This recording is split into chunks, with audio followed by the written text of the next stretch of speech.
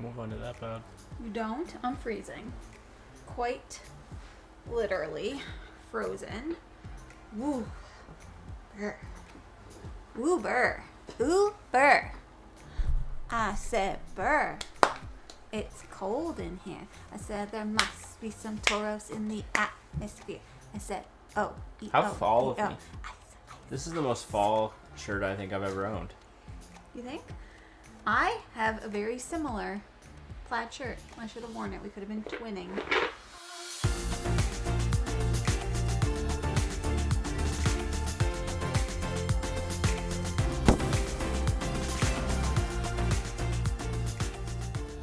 Hello everyone, welcome back to Foster the Meeple, a channel all about board games. And board gamey things. Exactly. Kinfire Delve.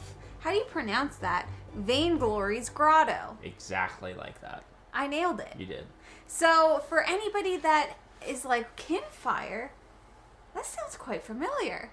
You may recognize the name from Kinfire Chronicles, which is another game from Incredible Dream. Now, Incredible Dream very kindly sponsored this video, so thank you to Incredible Dream for sponsoring this video. Kinfire Delve, Vainglory's Grotto, is set in the same world as Kinfire Chronicles, which is a campaign-style game. This is a card game. Okay, so as per usual with our preview videos, we are going to give you a brief overview, then we're going to jump into a little bit of a discussion to help you figure out whether or not this game is for you. Here we go. Let's do it. Kinfire Delve Vainglory's Grotto is an engaging tactical card game designed for 1 to 2 players. As seekers, you navigate through a challenging well deck of 57 cards to confront Vainglory, the master of the well, in an epic final showdown. The game involves battling and overcoming challenges by playing skill cards, rolling dice, and getting boosts from your teammate. Successfully adding progress tokens to a challenge brings rich rewards, but failure results in hurtful penalties. Collaboration is key as players can strategically play cards from their hands to assist teammates. But overusing this tactic leads to exhaustion and potential game-altering effects. The ultimate goal is to survive the journey to the bottom of the well, revealing Vainglory's final form. Break through her protector's gauntlet, face her in the climactic battle, and emerge victorious to win the game. Welcome back, everybody. I'm just going to call it Kinfire Delve, because if I have to say Kinfire Delve Vainglory's Grotto, we'll be here all week, because I will mess it up almost every time. The skill gets a little tongue-tied in there. Now, Kinfire Delve, like I said, is a card game, and is a cooperative card game where each person is playing a seeker. It's a 1 to 2 player game where you are cooperatively trying to delve deep into a well, okay? And you're trying to get to the bottom of the well so you can essentially fight the boss that's living at the bottom of the well. And each person is playing as a seeker who has a slightly asymmetrical power. Every character also has like a little lantern, which gives them an additional like strength and power. So how the game works is you set up a little well in front of you, okay? And the boss that's in the middle, you're going to put cards, challenge cards, all around, 4 challenge cards. And what you're trying to do is you're trying to get through the entire challenge deck by delving, essentially, in order to get to the boss, to beat the boss. So how you do that is each challenge has a different color. There's red, green, and blue. Those are the 3 challenge colors. So when it is the active player's turn, they are going to select a challenge that they would like to do, and they are going to try and defeat that challenge or overcome the challenge based on how many points that card has on it. So as an example, if a card has a 13, you need to be able to accumulate 13, we'll just call it hit points, but that's not what they're called. 13 hit points in order to overcome that challenge.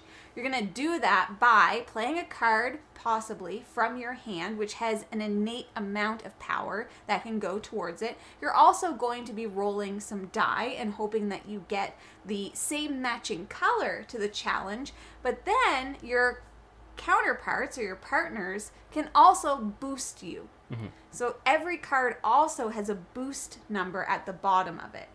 Some of the cards also have like triggers that might happen either before, during, or after, or maybe they trigger when you discard. And all you're trying to do is defeat each challenge, essentially. Where it gets interesting is the card draw in this game is very limited. And if at any point you are not able to basically overcome a challenge and you have to draw cards, you're going to take a penalty. And that penalty... Exhaustion.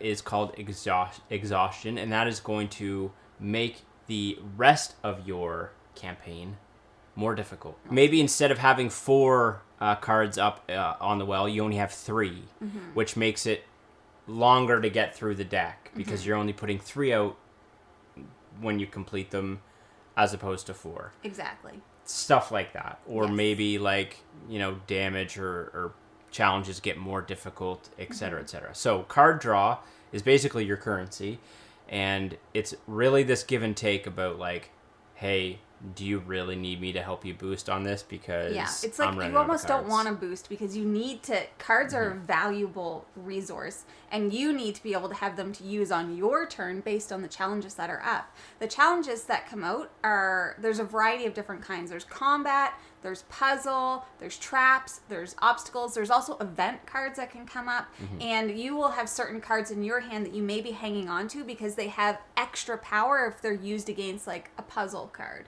as an example. A lot of the challenge cards also have different triggers on them. So some of them might, in bold, say like, every time a new blue card comes out, you have to draw an extra card. So it might make it more difficult for you, some of the triggers on the cards. The challenges also come with a reward if you beat it, and a penalty if you don't. So when you start the game, you collectively have 10 health points. It's not that many when you consider like how many cards you have to get through. So you need to be really careful about taking a challenge that's going to hit you for health points because you could once you lose health, you're done. So there's some protection. So in this set, there are 2 seekers, and the seeker that I used, their name is Core. And they give you a defense ability. So some of the cards that you have like a little shield icon on them. So if somebody were to attempt a challenge with a shield, my character would be able to protect because you used a shield card. So it would kind of like negate some of the damage that you would take. So it really is like, there's a lot to think about. The rule set is very, very easy, like in order to like actually just get into this game. But there comes a lot of thinking, a lot of planning ahead, because you can see the challenges that are up. You need to communicate with each other to be like, hey, I'm going to go after this challenge, so save your red boost cards for me because I'm probably going to need some help with this red card. So then I know it's like, okay, well, I only have blue cards in my hand, as an example. So you need to communicate with each other in order to work together. There's also triggers and penalties on the cards that are going to make some of your discards come back into the deck, and you're just trying to get through that deck. Yeah, and even when you get through the deck, you then have the boss battle. Yes. Which has its own unique rule sets and challenges associated with it. Yeah. This game is meant to be a challenge. Yes. And it is a challenge. But what I think is interesting is every time you play it, you're going to find a different synergy or a different combo that will or will not work for you. So there, in my opinion, there seems to be a fair amount of replayability in figuring out that strategy. Yeah, there's a variety of bosses that come with the game, and you select one at random when you start. And essentially, when the boss finally populates, it almost has like guards, like 4 guard cards that you need to defeat before you can even attempt to fight the boss. But some of them, when defeated, will flip and give the boss a vulnerability. So if you defeat, let's say, the blue one, now suddenly the boss is vulnerable to blue cards. So blue skill cards, blue dice rolls, and things like that. The dice themselves are very simple to use because they just have a color, and if your color matches the color of the challenge, that gives you a point. There's also a white side, which is wild. There's white cards as well, which are wild cards. And then there's black, which is nothing. And there are quite a few challenge cards that will say, like, if you roll a black, you actually get negative to your challenge. I will say as well, the progression of the challenges do persist from turn to turn. So if you hit something for 5 and it needs 6, the next person can go in and hit it for that 6th one. Yep. I don't like to compare games to other games in this type of format, but I feel like this is valid because this isn't a board game. Well, I think there is a board game now, but it was a video game first, and that's called Slay the Spire. Slay the Spire is like a deck builder, but it's like this progression through this dungeon, kind of like a roguelite, and this gave me similar vibes to that without the deck building mechanic. Like, you're basically going through what felt like rooms and challenge rooms to overcome that room, and maybe that room gives you a benefit, or maybe it doesn't.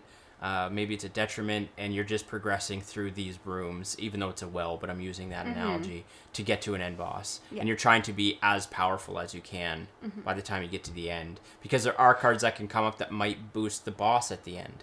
And you don't know that until you get to the end, and then you have to flip a card, and it's like, oh, now, by the way, this happens. This happens. Yeah, exactly. So who this game is for, I would say if you like small box card games, this could be for you. If you like a lot of game in a little box, this could be for you. The way that, like, the game that comes to mind for, like, this size box and this much game is Innovation. Like, we always talk about that game. It's like, there's a lot of game inside this tiny box. So if that's something that you're looking for, this could be for you. If you are up for a challenge, because I do think we did win on our first try, but I think that's pretty unlikely to happen. There is some luck involved, so maybe if you're... There's a little bit with the dice rolls, for sure. There's a little bit with dice rolls, there's a little bit with, like, the cards that you draw, but you can manipulate your own deck in order to, like, make it work in your favor, essentially. But it is punishing, so if that's something that you feel like you might get frustrated playing, then it might not be for you. I'll throw 2 things here. If you like cooperative, like, 2-player games, definitely one to check out. Solo gamers, I think, definitely worth looking into. If you don't like those things, probably not. Flip side. But to Jamie's point, if you get frustrated by challenge, probably something to avoid. I would also say that if you've seen Kinfire Chronicles, which is a campaign game, it's like a big world building thing, and you're interested, but you're like, I don't know about that world. Do I even like that world? Well, maybe try this first, because it does introduce some of the characters. Both of the characters in this are actually from Kinfire Chronicles. So you can kind of get introduced into the character, introduced into the world before diving into, like, a full campaign game. So it could be a good introduction into that system. Yeah, definitely. I mean, again, like, if you're looking for, like, you know, big box, lots of component stuff, this isn't it. It's cards, and then I think 4 or 5 dice. Exactly, no miniatures, nothing. Yeah, as you could probably tell. It's just cards. That is a little bit about Kinfire Delve, Vainglory's Grotto. Now, if you're interested in this game, we are going to have all of the links, everything you need in the description below. As always, make sure that you watch lots of content, do your research to make sure that this is the game that is right for you. And if it is, once again, you can find the links in the description. And thank you so much to Incredible Dream once again for sponsoring this video. Indeed. Now, if you're interested in board games, you should go to your friendly local gaming store. And for us, that is... The Boardroom Game Cafe. Heck yeah, it is. You like snacks? I do. Me too. Where do people even get snacks? Lunch pack. Exactly. We have $5 off coupon. You may as well go and get it because it's their 10-year anniversary. And they're doing a golden ticket. And you could win a golden ticket, which wins you prizes. Who doesn't like prizes? I love prizes. And it's made of real much. Gold. Just kidding. It's probably. Not. It's not. Don't quote me. That's probably not true. Anyways, thank you all so much for watching. If you like what you see, please subscribe. We hope to see you again soon. And now we say goodbye. Goodbye. Later it is. Yeah, here we are looking like idiots. Not twinning. This sweater makes me look really pale. You are really pale. Paler. The sweater's not doing anything. Paler Swift. Jeff, are you ready? Yep. How come I don't have a blanket? Well, I seem to lose. So it's a one... Uh-oh. Vainglory's Grotto. VGG. KD VG. Because Vainglory is one word. Right. KDVG. KDVG. It's like Jean-Claude Van Damme. Exactly. JCVD. Kinfire Delve Van Damme.